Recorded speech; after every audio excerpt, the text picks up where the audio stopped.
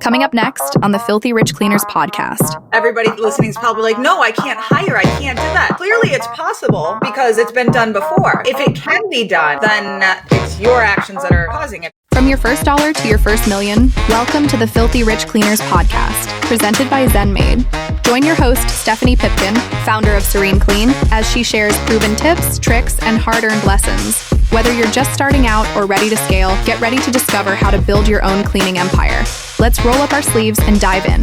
Hello, everyone. Welcome back to the Filthy Rich Cleaners. I'm your host, Stephanie Pipkin from Serene Clean, and today's guest is going to get a fire lit under your bottom. Liz Trotter, we are already all fired up and ready to go, and I can't wait for you guys to hear not only Liz's stories, but some of the methods to her success that she is going to be sharing with us today.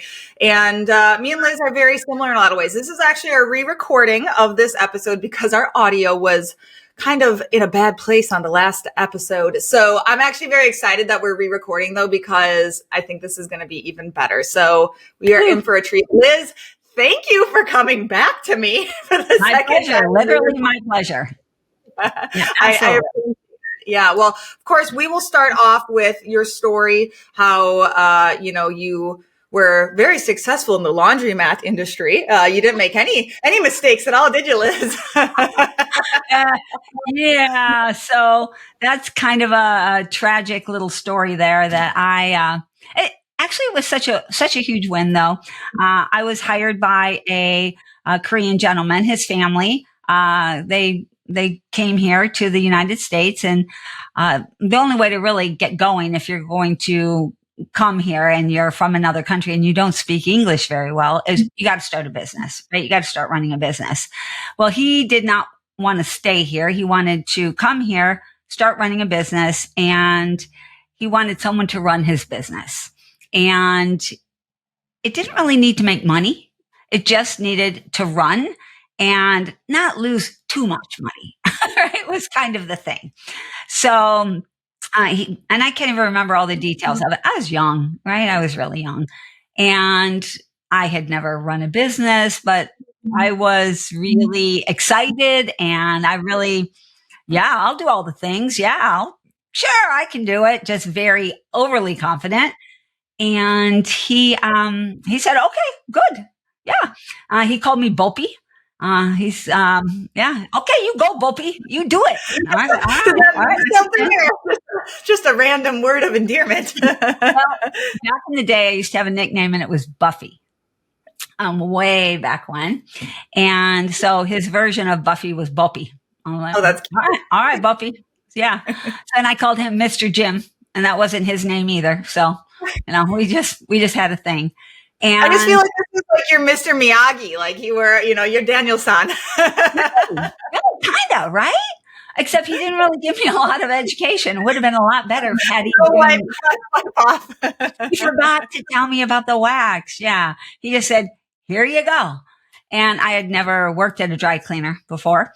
I had never done any dry cleaning or pressing or cleaning or anything. And I was like, sure, I can learn all that stuff. How hard can it be? They're all over the place. So I lost so much money for him. I did. I mean, that man's a saint. He was a saint. He's no longer with us, but I lost a ton of money for him. And he was just always, that's okay. He had certain things that you had to do. Get the taxes paid and get our suppliers paid. Right. So that had to happen. There were times where I didn't take a paycheck, and I'm like, I felt guilty taking a paycheck because, man, I'm the one that did this terrible, horrible thing. Right. So, it was a great experience. Finally, I just lived in losing money world for a while. And then I finally figured out, Liz, how about we make some money? Right. What do you think? And what a concept. A novel concept. I know, which is kind of where I got the idea of way back in the day about stop thinking about what you can't do. Because boy, did I have a lot of reasons why I couldn't do this and I couldn't do that. And it wasn't my company and blah, blah, blah, blah, blah. And I just had to switch my mindset around to what could I do? What could I do? And you know what? I found out there was a lot that I could do.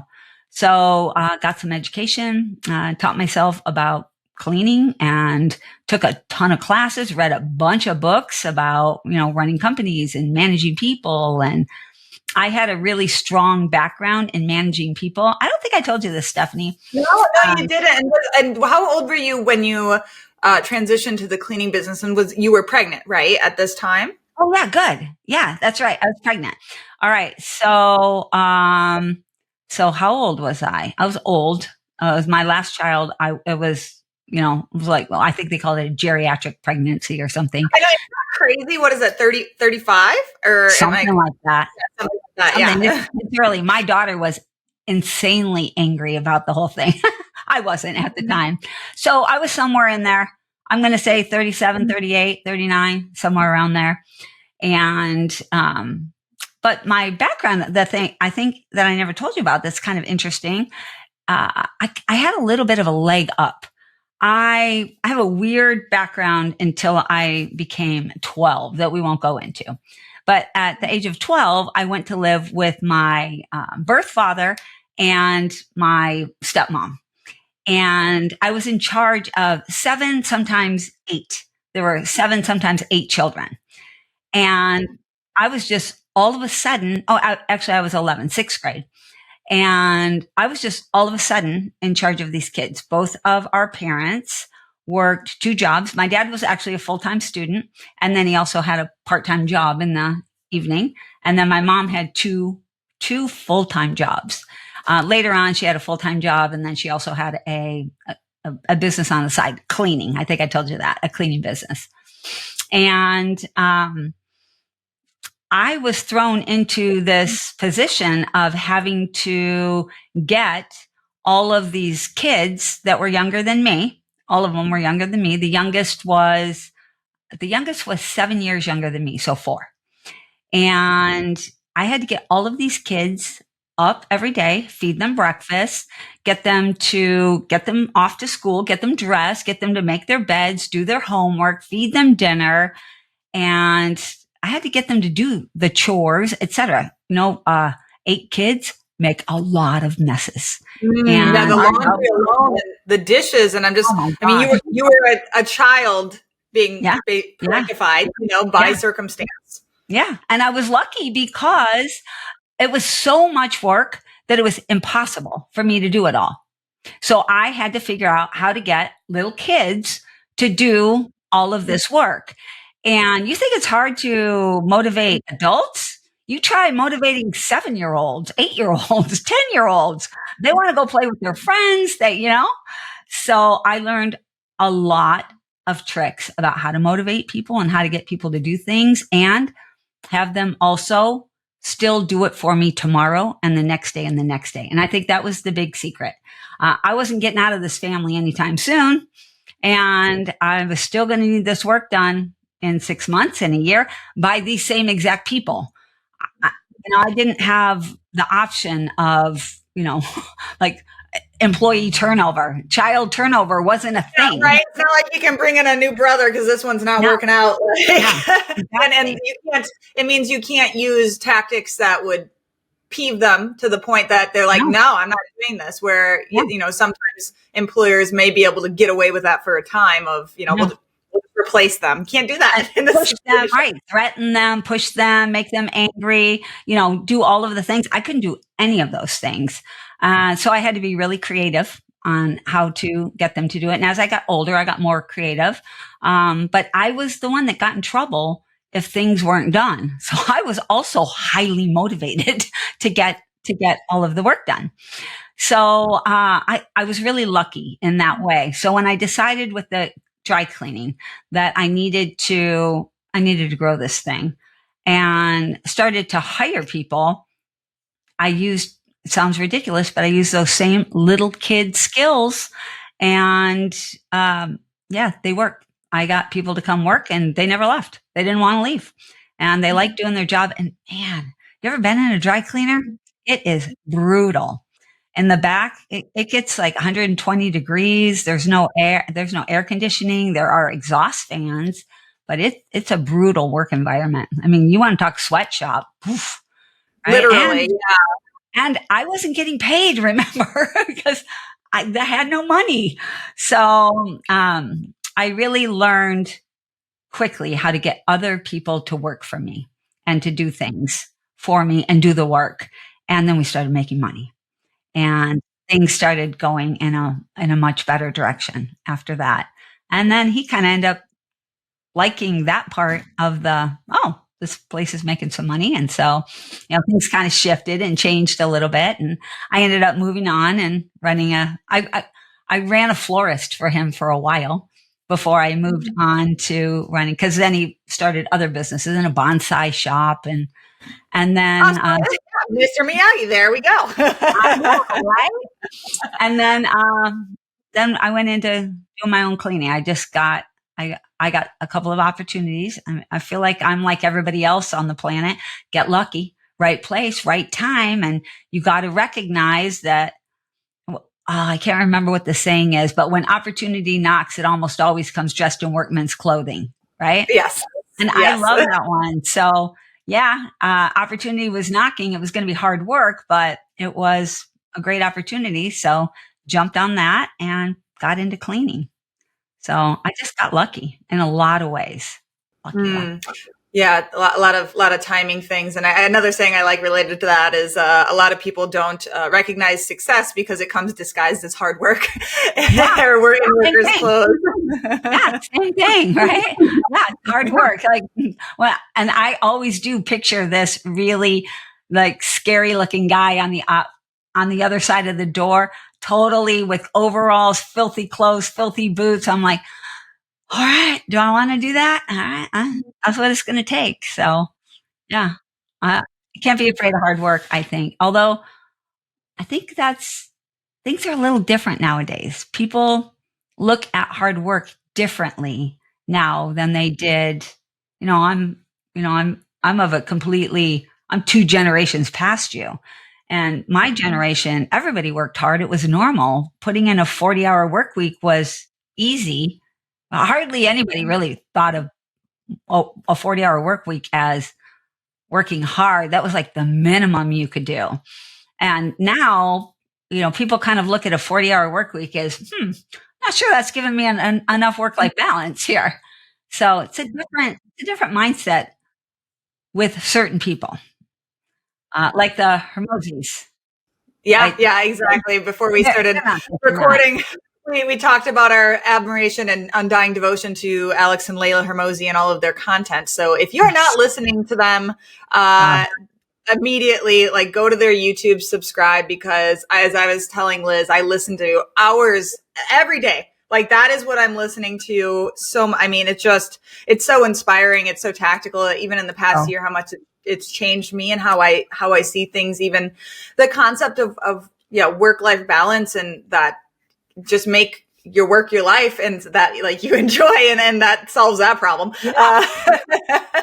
Not work-life balance. It's just all work and life, and we're just doing our thing. Yeah. Mm-hmm. Absolutely. I love that idea. No, me too. And just as we were discussing, how a lot of times it's very easy for us to allow the legitimate potential setbacks or excuses or disadvantages that we have on paper. Yes, this person has it easier than us, or they had this leg up, or they knew the right person, and that's why they're successful, or that's why their business is going well. And, people could look at both of us and analyze our situations and apply that lens on it. Or we could look at them and apply, well, you have this, or you have this, or, et cetera, et cetera. But at the end of the day, the answer is, okay, and what is them having that advantage going to do for you, or what action are you going to take? And, just our discussions on really throwing ourselves pity parties, because every single one of us is so guilty of throwing pity parties and allowing ourselves to feel sorry for ourselves, and for maybe very good reason. You may have had a really bad run at it, or you have had horrific things happen to you, or people screwing you over. Okay, how is this going? How is feeling sorry for yourself going to get you to where you want to be. It probably is not going to help at all. Actually, it's probably going to hurt you. So really kind of being hard on yourself. And I know that the whole like self-love and self-care movement has really taken over. And I'm not suggesting to not do those things, but it's more so, will that ultimately get you to where you want to be? And oftentimes, no, not at all. It'll put you back. And you got to do some of that, of course. But there has to be balance too. You know, the old, is the glass half full or half empty? You got to get right with it's both. It's half full and it's half empty. Yes. You also have to you can always find proof for anything, but you got to find the proof you need, not the proof you want. Right? It's really easy to go and find somebody and say, look at all this bad stuff that happened to me. This is why and to get everybody to go, oh my gosh, you're right. Oh, wow. No wonder, you poor thing. Or you can look at that same exact proof and say, ooh, look at this exact opportunity that I have that I could use to propel me forward. Right? So what is the proof you need, not the proof you want? Yeah, and interpreting the same exact event in different ways. I mean, for me, like every bad thing that's ever happened in the business, I have trained myself to immediately find the silver lining of like, and it's super easy once you expand the timeline of like, it sucks in the moment. But then when I look back at that first year, that second year, I'm like, ooh, thank God those bad things happened because I learned this and we changed this. Because if there wasn't that pain, I would have never developed that system or process or policy or whatever. And even looking at your childhood that you just described, you could have absolutely used that. And so many of us do. You know, we've all had varying degrees of trauma in our childhood. And we could certainly all use that to be like, that's why I'm not successful, because this happened to me when look at all that stuff, that unnecessary responsibility that happened to you as a child that wasn't fair. But okay, you could have used that to hold yourself down, or I just, went no contact with my parents in the past few months. And this has been the hardest time of my personal life I've ever experienced in my entire life. Wow. It's also been like the time I've been killing it professionally. I could allow that it's like, but how would that help me other than to let, other forces win? And so I'm not saying you guys listening don't have a really hard time. You do probably, but what are you going to do about it? What are you going to do about it? Yeah, you absolutely, everybody's going to have hard times. You get to use it as fuel or you get to use it as weight. You decide. Are you going to have it crush you or are you going to have it propel you forward for every single thing? So I said that I wasn't going to tell you about some of the stuff that happened to me when I was younger, because that stuff's bad. That stuff's really bad. And people have a hard time even hearing that. Like the stuff that I told you about that you're like, oh, that could be hard. I didn't consider that stuff hard at all. I considered that easy. Yes. Wow. That was when my life was a dream, right? I'm like, I was taken out of a really bad situation and put into this amazing opportunity, right? So everything goes back to mindset. Again, you decide, right? Is it working for you or is it working against you?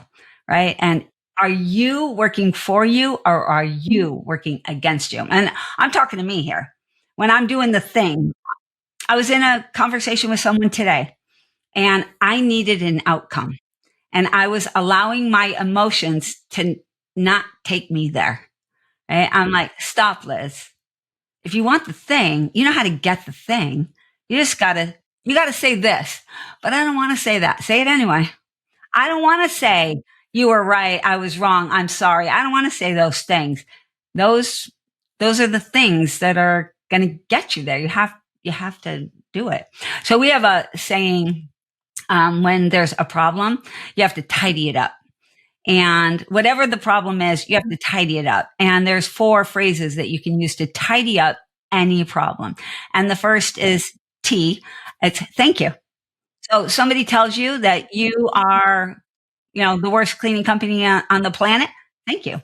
Right? Because when they tell you that, that's a chance for you to be thinking about what you can change. When people tell you you're amazing, not you, us, when people tell us we're amazing, we kick back, we relax. We take a deep breath, we pat ourselves on the back, and we just settle into, I'm amazing. When people tell you you suck, energy is generated. And what are you going to do with that energy? Right? You can either, again, let it propel you forward, or you can let it push you down. You can use it as a weight, but it's energy. All right. So the first thing on tidy it up, is say thank you. And the next thing is a hard one. Nobody likes this one. You can say, I'm sorry. Right? I'm sorry. I'm sorry is a magic word. When you say I'm sorry to people, they have a hard time continuing to yell at you. If you say it truthfully, if you say, listen, I'm sorry.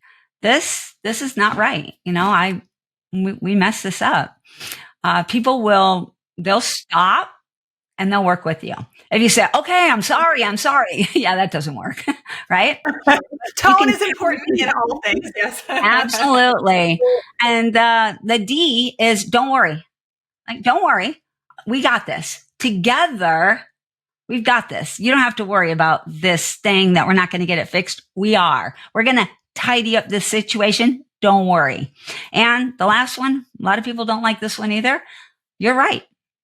So you can tidy up almost any conflict with those 4 little tiny phrases. Thank you. I'm sorry. Don't worry. You're right. It's amazing. It's like magic. Think of a situation in your life, any situation where you were in conflict, and tell me that those 4 phrases couldn't have got you out of it every time. Oh, absolutely. Because I can just, the defensiveness that we all get to when we are in conflict or in a situation that's uncomfortable, you just tense up, and like you just even saying those, it makes you relax and be able to like actually hear what the other person is saying. Yeah. And you can think again. Yeah. And when you're in the tidy up mode, you are working for the solution, where when you're not in the tidy up mode, we have a tendency to be waiting for them to fix themselves, them to fix the problem, fix what they did wrong. It is really easy to look at every situation from the position of, yeah, but why do I have to change? Why do I have to say I'm sorry? Why do I have to do the thing? They're the ones, going back to what you said earlier, right? I could look at my past and I could say, but why do I have to move forward? They're the ones holding me down. They need to give me a leg up. They need to make up your mind. Right? Other people aren't going to do it for you. You get to do it if you want. If you want to do it, you can do it. And I just love the concept of like building the like voting for the identity that you want to inhabit. That's from Atomic Habits, James Clear. If you haven't read that book, listeners, it's a great one. And really every action that we take is a vote for the kind of person that we want to be. So it's like, if I want to be the kind of person that I don't want to use the phrase the bigger person, because that kind of comes across arrogant, but I'm the one who reaches out that olive branch every time because I care about this relationship more than I care about being right, or I care about like winning, if you will. and just, you know, like, what is the end goal? Is it for you to feel righteous, or is it for you to actually establish a relationship or to learn and to grow? And so, I really love that. I think that would work both, so well with anybody, but clients and employees, just coming at it from a place. Personal life, works with kids. It works with everybody. It's a role play that we do with people when in one of our programs. And it's another really great example where people are like, we can't find anything to stump this. Yeah, tidy can clean it up. You can just tidy up almost anything. It's extremely rare that you can't. And sometimes you're not saying them all in order, but you're saying them. And then the other part of that sometimes is FTD. So, and that is feel, think, do. What do you want people to feel? What do you want them to think? And what do you want them to do? Keep that in mind, while you're running through what you're doing. How many times are you doing the thing and you can tell you're making them mad and you keep doing it? Mostly this only happens with me with my husband, but right, other times I do it, right? I can tell I'm irritating him, but I don't shut up. I don't change what I'm saying. I keep going. knowing that it's not going to go in a good spot. But somehow I want to prove that I'm right, or, whatever. I feel ridiculous afterwards when I look back. I'm like, oh, Liz, don't. Thankfully, there are no cameras to catch me doing this in my house, right? I'd be mortified. We fall into the same patterns, though, don't we? We all have our things that we do, because I could list all of the terrible things I do, of like, I know better in the backing up, and then in the moment it's like, why do you got to say that? Like, why do you got? Why do I have to have the last word? Why do I have to show them that they're wrong? Yes, they are wrong. But why do I need to tell them they're wrong? Why do I need to show them they're wrong? Why is it so important for me to say, yeah, but you're wrong? Where does that get us? I heard once that's anytime somebody is showing self-righteous, there's a wound there. And I oftentimes think about that a lot of times with customers, is when they are acting foolish, or they are being rude or ridiculous, or they're just straight wrong. It is, I find, or in my opinion, it is our job as an industry to educate the masses, especially a lot of things has changed when it comes to our industry and how people view it, pricing, all of these things, of the value of it. And I have a lot of strong opinions about that, which I'm sure you do as well, of, this is a profession. However, anytime I feel that like that righteousness of how dare they think that we're not worth XYZ or whatever, it's like that you're trying to like prove yourself. And anytime I feel like I need to prove myself, there's probably some work that needs to be done. Problem. Yeah. It's a personal problem right there. Right. Yeah, definitely. That is one that I think goes away a little bit as you get older. So good news, Stephanie. That one hits you less as you get older, right? I've already experienced it so much, like even just from like 20 years old to 28 now, of that chip on my shoulder seems to be going away a lot more. Nice. Of something, I've got something to prove, but it is a interesting dilemma. And I think it causes you to maybe behave in ways that your true like long-term self wouldn't want, because you're trying to prove something to people who, why do you even care? Like about what they think. Oh my gosh, right? How many times do we do that? Or argue with, or try to make a point with someone that, you ever done this? You ever argued with a child? Mm-hmm. Oh, yes. I am right now arguing with a child. What is happening right now? How am I the adult? Well, I guess I'm acting like a child, so it makes sense. All right. Right? But we do these things but I do like that you said that you have already begun to get out of it at 28. And I would bet big money that has a lot to do with what you're feeding your mind, right? You're listening to the Hermosis, and I know that's not the only thing you're doing. You're also, working in your business, and you're doing the podcast. You have a lot of things where you're focusing in on what's the mindset I'm choosing. What am I choosing to be? Who am I choosing to be? What am I choosing to be known for? But because it's hard to make those mindset shifts sometimes if you're insular, right? Sometimes you have to have this outside You have to be exposed to different ideas and perspectives of people who have gone down the paths ahead of you. And I remember in our last conversation, something that I really loved was the story you told of the event where the question that was put out to the crowd of cleaning business owners was, how are you the bottleneck in your business? Because you are. We all are we are most likely the biggest bottleneck in our business in some flavor. And I know everybody listening is probably like, no, I can't hire. I can't do that. Blah, blah, blah. Well, clearly it's possible because it's been done before. Yeah. So if it can be done, then it's your actions that are causing it. Because I've said that same thing, even though I know better, like, oh gosh, like we're just really struggling with hiring. And it's like, because at the end of the day, that's one of the biggest struggles in our industry is keeping up with the hiring aspect of it. And it's like, well, clearly it's possible So then what am I doing wrong? Yeah.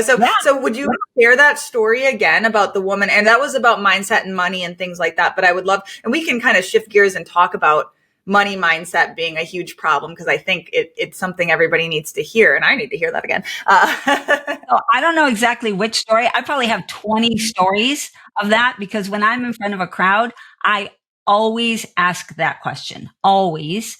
And where I'm usually trying to go is here. I don't know exactly which story. You can prompt my memory and I can try to remember who it was, but this is what I'm going for. You know that you're the bottleneck. We all know that we're the bottleneck. But when I ask you, I think I know which one you're talking about. Was this the woman with the price increases? Yes. Yep. Mm-hmm. Yeah. And yeah. So when I ask about it, they're like, "Oh, I'm the bottleneck." Okay. So what about you is the bottleneck, is what I'm trying to get them to see, because it is so hard to see what is it that you're doing. We call this gooyow, right? You got to gooyow right now, y'all. Get out of your own way, because it is hard, but just gooyow can help you to stop. How am I in my own way right now? And the woman that I was talking about was, she needed to do price increases. And I don't know how deep I went into it. I just met with her, last week, and she had done all of her price increases. Oh, yay. Yeah. Yay. This was an event that we did in Atlanta, I think it was last October.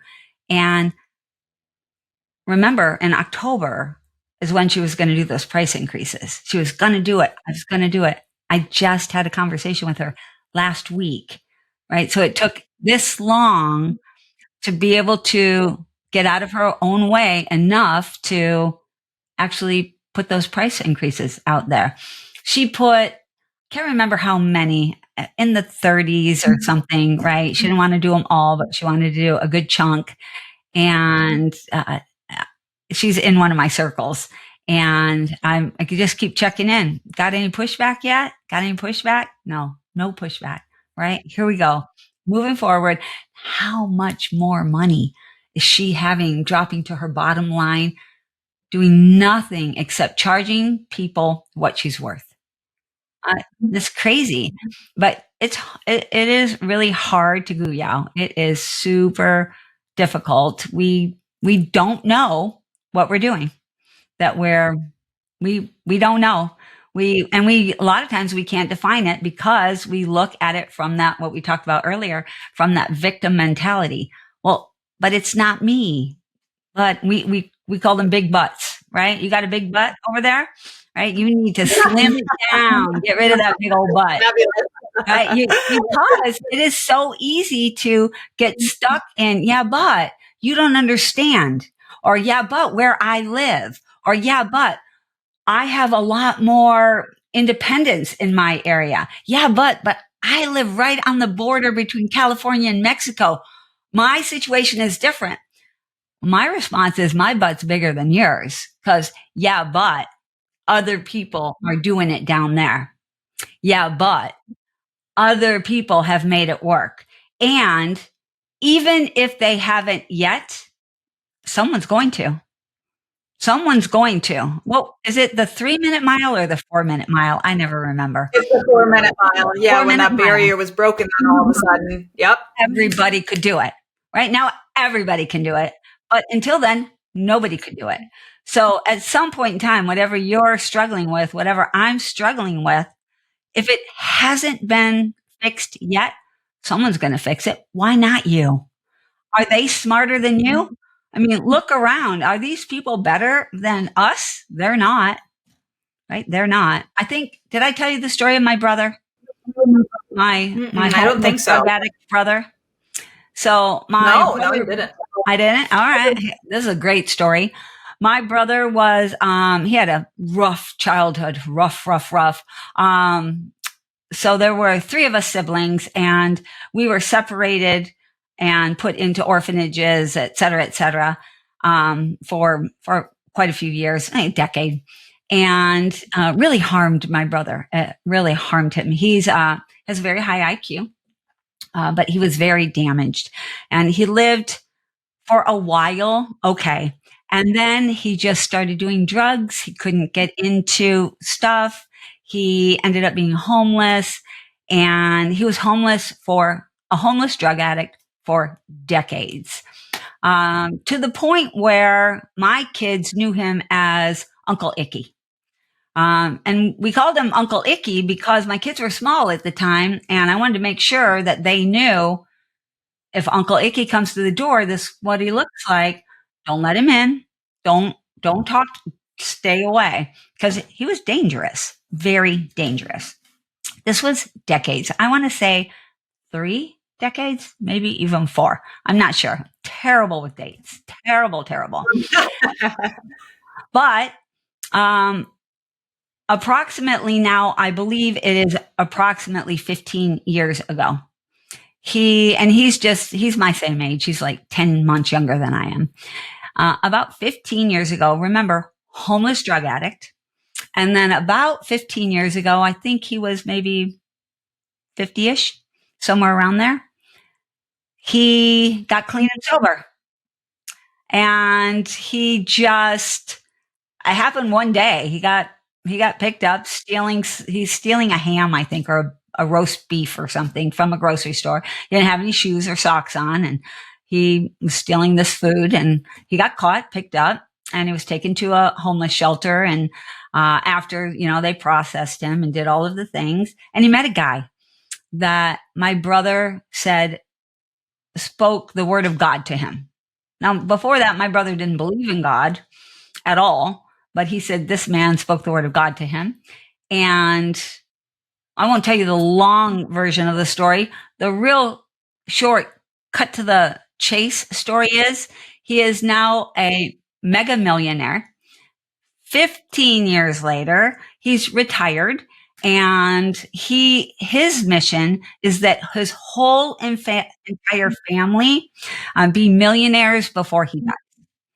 So that's his vision for his life, is that he wants everyone, nieces, nephews, his entire bloodline to be millionaires before he dies. And he doesn't see that as, and he's going to work to make that happen with everybody. And he doesn't see that as unachievable. The homeless drug addict for literal decades. When people say they can't do something, I'm like, really? Really? And when I'm not doing something, right? Like, give me chills like that. Yeah, I mean, intense. So intense.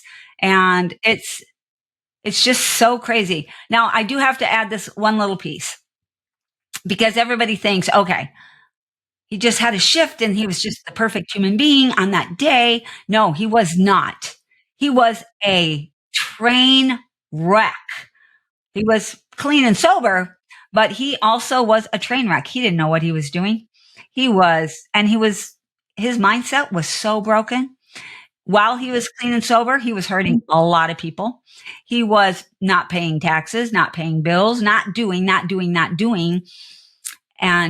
But every day, all he did, his big focus was, I got to fix my mindset. I know it's my mindset. I got to fix my mindset. And every day he worked on his mindset. And slowly but surely, he is one of those people that when you hear him talk now and you see the things that he does now, you're like, wow, he's just so impressive. But he created that just by day working on, who am I going to be? Not what's holding me back. Why can't I do this? How am I going to do it? And we talked a little bit about celebration. And my brother has like five rules. Where are they? I think I have them on my desktop here. Let me grab them. If you want to be successful, this is his 5 things that you need to do. Let me pull this up, because this is amazing stuff. That is so incredible. And the thing is, like, the more pain you go through, though, nobody deserves that. I mean, sometimes we deserve it for our actions, but for the most part, we don't deserve that. But it's like, okay, you can use that as fuel, and it's a blessing in your life. Yeah. And it's not like I'm ever saying, especially when people go through horrific things, it's like, oh, but that's built you into this person and you should be grateful to it. And it's like, I don't think that. I don't think like I am grateful these terrible things happen to me, but I am grateful that I have the wherewithal to take something and build out of it. Like, okay, I'm not going to let these things define me. I'm going to let what I made from it define me. Yeah, it sounds like you've had very shitty things happen to you, Liz. Your brother did. I've had shitty things happen to me. I'm not going to let them define me. I'm going to let them make it me to be this incredible person, and not let those things be all that is to my life, And I don't know. I mean, I'm one of the people that kind of does look at it as a blessing, because the worse the stuff, the more the energy, the more the fuel, right? If you have things too easy, it is really hard to get the fire and get the energy and get the passion to go do the thing. It's hard. It's way harder. It's way easier to have some bad thing happen that propels you. And it reminds me of what we talked about last time, and I want to hear your brother's, key takeaways. And so we can talk about that, but then I want to talk about the being pushed versus pulled mentality we touched on last time, of like utilizing both and at different times in our business life, for sure. But yeah, let's hear what your brother has to say about success. Here are his things, his 5 things that he says got him to where he told me this a couple years ago, but where he was. First thing is, every single day, celebrate 10 things. 10 times celebrate. And he's like, no, don't just think you're grateful for it. Celebrate it. He's like, figure out your celebration. What is it? And celebrate. And so I've got my own little celebration. I'm like, yeah, Liz, all right, fireworks, right? You got to find your celebration, but 10 times. Track it. Track that you're celebrating 10 times, because pretty soon you won't do it anymore. The next one is keep a tight circle of influence, tight circle of people that are the kind of people that you value and that you want to be like. Keep a tight circle.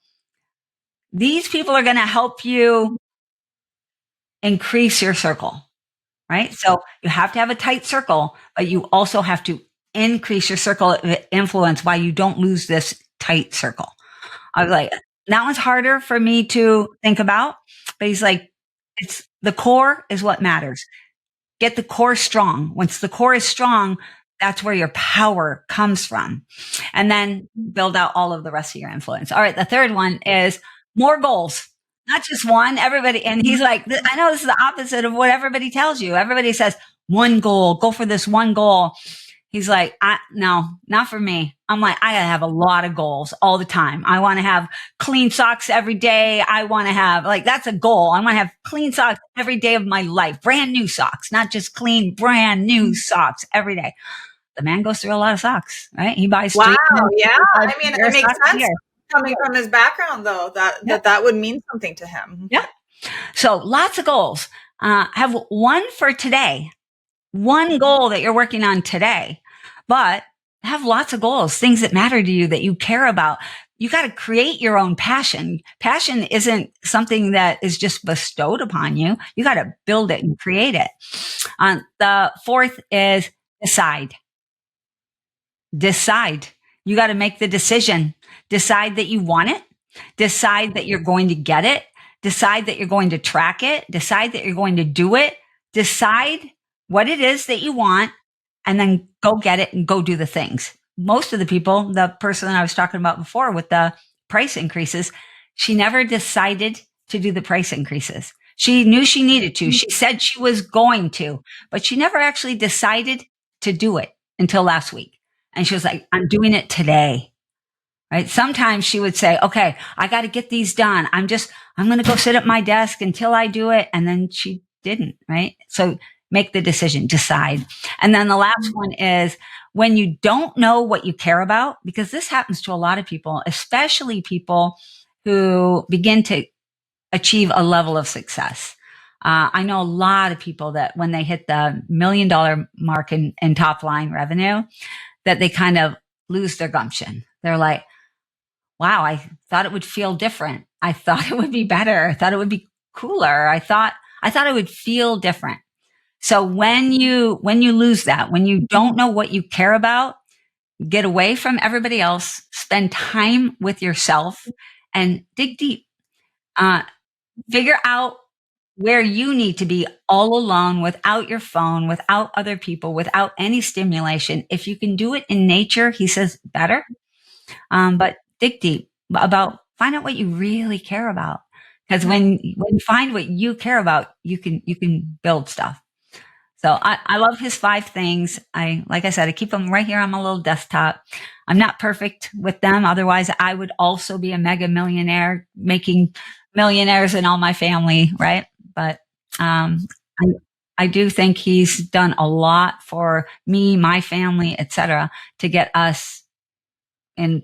We do a lot bigger things because of him. Right? We have a lot of rental properties that we would have never had if it wasn't for him. So that's amazing to be so close to someone so inspirational. I love reading and learning specifically from former addicts. I find that they have a particular, gumption for and very. The thing is, when you have a penchant for addiction, that means that addiction may very well just be transplanted to something healthier. One perfect example, if you've ever read the book Finding Ultra by Rich Roll. He is a very accomplished ultra marathoner and a fumbling, almost died alcoholic until 40 and then completely changed his life. And it's like, the lessons to be found from people who have gone through those things are truly spectacular because, and that's the beauty of the internet and the age that we're in is we can learn from other people's life experiences without having to experience them. And that's not something that 100 years ago, you could only, that circle of influence was your town, the people that you could verbally speak to, where now it's like, I can learn from Liz. Everything. Like I'm not. We can. I met a few weeks ago. I met a billionaire. Back in the day, that wasn't a thing, right? That just wasn't a thing. I'm happy that we were able to delve a little bit deeper into our thoughts on motivation and using what we've experienced to fuel us to greater things. So, Liz, if people want to hear more from you, where can they find you? CoreProfitBuilders.com. They can see me on Facebook. They can join my Facebook group, Not Another Cleaning Group. They can email me, Liz@CoreProfitBuilders.com. I'm all over the place. Yes. Liz knows how to make money, guys. And we hardly even talked about that. So we'll have to do a making money episode. Yeah. A lot about losing money. Right. The opposite, but truly a spectacular and appropriate guest for Filthy Rich Cleaners. So thank you, Liz, for your time. I look forward to speaking with you again. And everybody, hit that subscribe, hit that like, go follow Liz, and comment below your favorite moment or kind of things that you need to get away from using as excuses. Do a little tough love on yourself in the comments, guys. We'll see you next time. Thank you.